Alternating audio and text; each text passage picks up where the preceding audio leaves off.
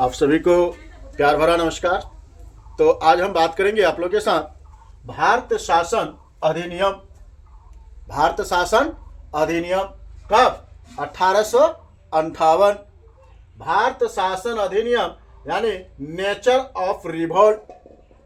Nature of revolt Bharat शासन अधिनियम कब हुआ था? 1858 को हुआ था।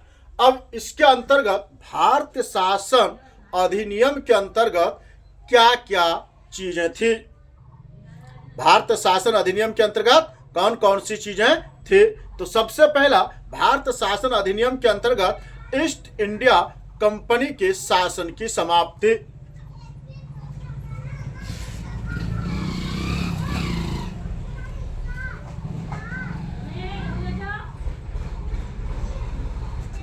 ईस्ट इंडिया कंपनी के शासन की समाप्ति। भारत शासन अधिनियम के अंतर्गत सबसे पहले कौन चीज था? ईस्ट इंडिया कंपनी के शासन की समाप्ति। दूसरा में कौन चीज था? भारत के गवर्नर जनरल नामक पद की समाप्ति। यानी भारत शासन अधिनियम 1858 में दूसरा पर कौन चीज था? यानी भारत के गवर्नर जनरल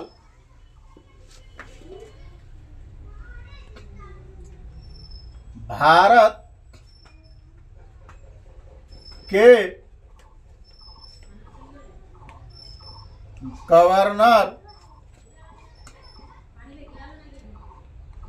जनरल भारत के गवर्नर जनरल नामक पद की समाप्ति। नामक पद की समाप्ति यानी भारत के गवर्नर जनरल नामक पद की समाप्ति। अब तीसरा में था कि भारत पर अब ताज का शासन होगा। भारत पर क्या होगा? ताज का शासन होगा। भारत पर अब किसका शासन होगा? ताज का शासन होगा।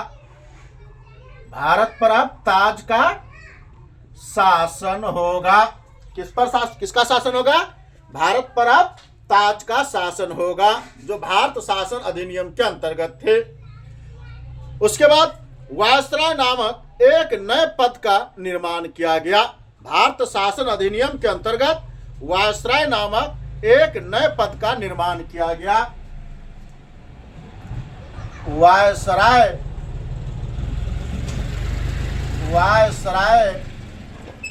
नामक एक नए पद का निर्माण किया गया।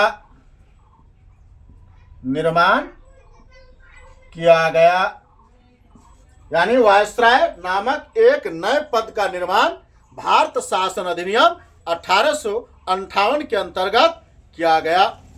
वायसराय का अर्थ क्या होता है? वायसराय का अर्थ होता है राजा या रानी की प्रतिनिधि। क्या होता है वायसराय का अर्थ? वायसराय का अर्थ राजा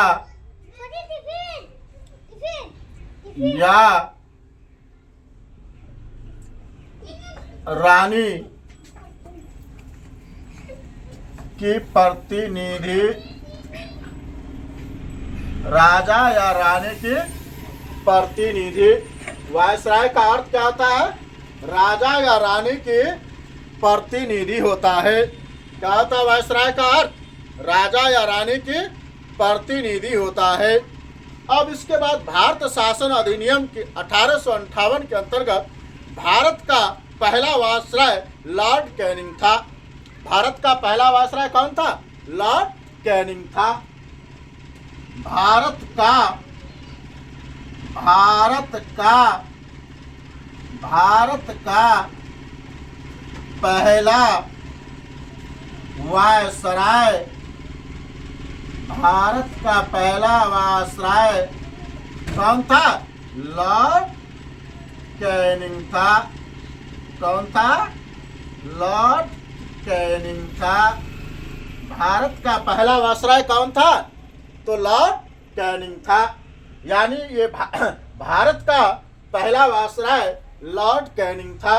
तो भारत का पहला वायसराय जो लॉर्ड कैनिंग था, ये भारत शासन अधिनियम 1858 के अंतर्गत क्या हुआ था? आया था। यह भारत का अंतिम गवर्नर जनरल था। कौन? Lord Canning. यह Lord Canning Lord Canning Lord Canning Bharat का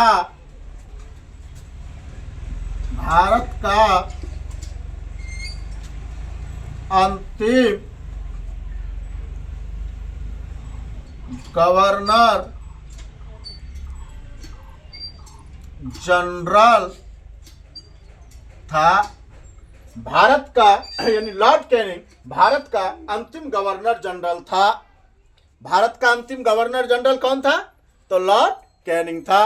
भारत का पहला वायसराय कौन था? तो लॉर्ड कैनिंग था। किस समय भारत शासन अधिनियम 1858 के समय इंग्लैंड की जो महारानी थी वो कौन थी?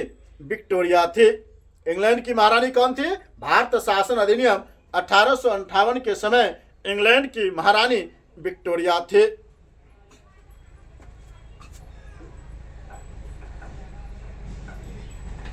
इस समय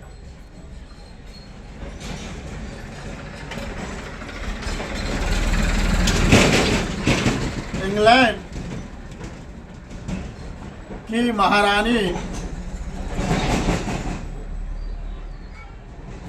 की महारानी विक्टोरिया थी। इस समय इंग्लैंड की महारानी कौन थी? विक्टोरिया थी। ठीक है। तो हमारे भारत शासन अधिनियम 1858 के अंतर्गत सबसे पहला क्या हुआ था?